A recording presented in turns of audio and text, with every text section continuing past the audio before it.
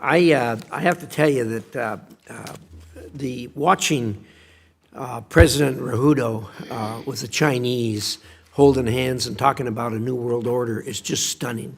After all the work and effort we've put in there, and to see him talking about a new world order, you know, the new world order was constructed by the United States and democracies, capitalist countries that are human rights loving countries, and the new world order that these countries are talking about is being constructed by the autocracies, the outright communists, socialists, people who have no respect for human rights.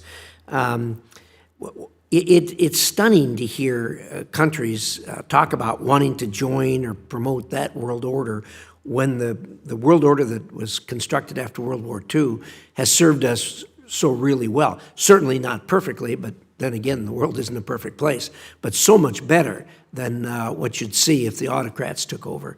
It's discouraging to hear that, and part of it, I think, is tied to the fact that when we do things in Africa, they seem to be individual-centric instead of a country-centric. We don't focus on institution, we focus on individuals. And I don't know why it seems to be more prevalent in this part of the world than others. So if each you could take a quick run at a very complex question. So why don't you start? Thank you, Chairman. I agree. President Rudo's comments were discouraging. They're not also out of the ordinary for the types of comments that Afghan leaders make, especially when they travel to Beijing, unfortunately. This is a challenge for the United States. I would suggest that Afghan leaders haven't always thoroughly thought through the consequences of this different type of world order, especially smaller countries that are smaller military or economic powers. The type of world order that China, Russia, Iran are advocating for would mean that they would be victimized probably in many ways. The grievances that Afghan leaders often express are focused on a few key issues, and then I think these larger powers like China, like Russia, like Iran, have co-opted those issues into their broader agenda to confront the United States. I think the U.S. Should make it clear to Afghan leaders that while, of course, they're welcome to have normal relations with these countries, especially if you're a major non-NATO ally, there are certain responsibilities associated with that. And I think the U.S. needs to be much more aggressive in its messaging, frankly, to Afghan publics and to Afghan leadership about the benefits that you laid out of the world order that the United States has underpinned for decades now. I appreciate that. And I think you hit on something that probably deserves more thought and more attention, and that is the fact that this is the kind of thing that they're used to. And the reason they're used to it is they see it all over the continent, and they don't have the cadre of people that study in the United States like most other continents do, really. I mean, China, for example, has got hundreds of thousands of students studying here, and Europeans are notorious for having lots of people here. So they're exposed to a different type of government, I think. Ambassador, your thoughts? Thank you. That's such an interesting last point. I couldn't agree more that bringing more African students to the U.S.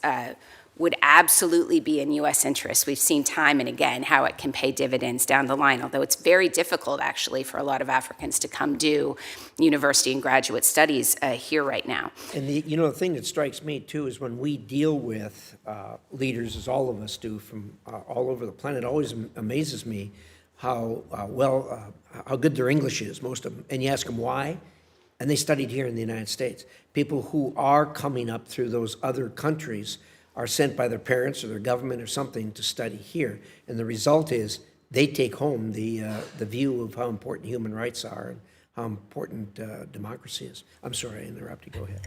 No, I agree with you completely. I do think there's kind of an inflection point in many parts of the continent right now because you have these very young populations that are now urbanizing, digitally connected.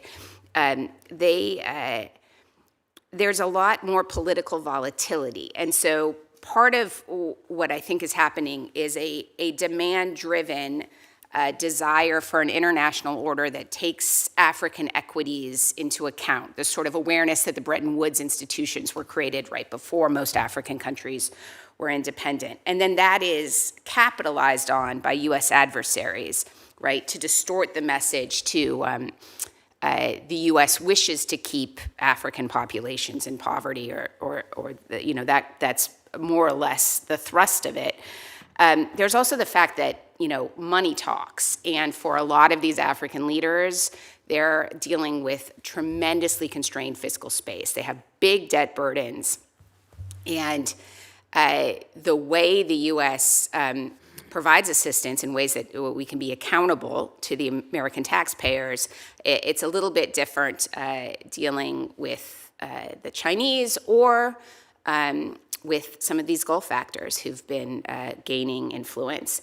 And so the last thing I would say is that I couldn't agree more that it's really important to keep an eye on the internal dynamics in these countries for the U.S. to understand and have strong contacts and relationships with actors outside of government, because leadership changes are going to happen, and these investments in these one-to-one personal elite relationships will not serve our interests. They'll have a sell-by date, and we'll be left in the cold. Well, appreciate that, and appreciate the remark you made about the fact that money talks, and we wind up with that all over. You know, it's hard to explain to people that there's a real difference between capitalism and socialism. You know, where the government owns the capital and owns all the money, it's easy for them to spread it out in other countries as they deem appropriate, whereas in capitalism, you need the profit motive and the free market system to back you up. With that, Senator Shaheen.